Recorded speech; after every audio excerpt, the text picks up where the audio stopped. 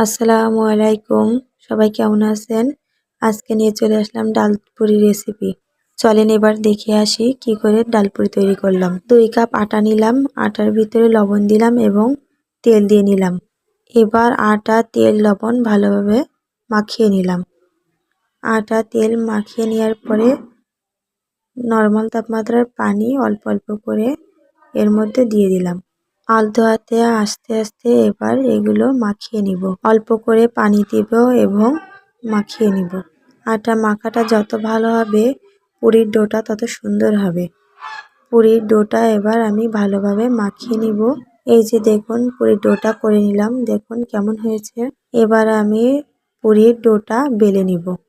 একটুখানি তেল দিলাম এবং পুরির ডোটা রুটির মতো বেলে নিব। রুটিটা তৈরি হওয়ার পরে এবার ডালটা তৈরি করে নিতে হবে। রুটির ভিতর ডালের পুরির জন্য শুকনো ঝাল, পেঁয়াজ বেরেস্তা, লবণ দিয়ে ভালোভাবে মাখিয়ে নেব এবং এর মধ্যে ডাল দিয়ে ভালোভাবে মাখিয়ে নিব। ভালোভাবে মাখানো হয়ে গেলে রুটির মধ্যে ডালটা দিয়ে ভালোভাবে মুখটা বন্ধ করে নিব।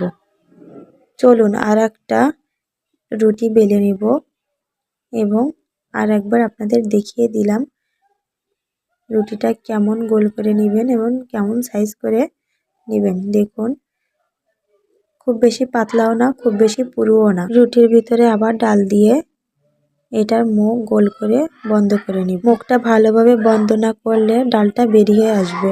ভালো করে চেপে চেপে মুখটা বন্ধ করে নিলাম। আসসালামু আলাইকুম। সবাই কেমন আছেন? আজকে নিয়ে চলে আসলাম ডালপুরি রেসিপি। চলেন এবার দেখে আসি কি করে ডালপুরি তৈরি করলাম। 2 কাপ আটা নিলাম, আটার ভিতরে লবণ দিলাম এবং তেল দিয়ে নিলাম। এবার আটা, তেল, লবণ ভালোভাবে মাখিয়ে নিলাম। আটা, তেল মাখিয়ে নেওয়ার পরে নরমাল তাপমাত্রার পানি অল্প অল্প করে এর মধ্যে দিয়ে দিলাম। আলতো হাতে আস্তে আস্তে এবার এগুলো মাখিয়ে নিব। অল্প করে পানি দিব এবং মাখিয়ে নিব। আটা মাখাটা যত ভালো হবে পুরির ডোটা তত সুন্দর হবে।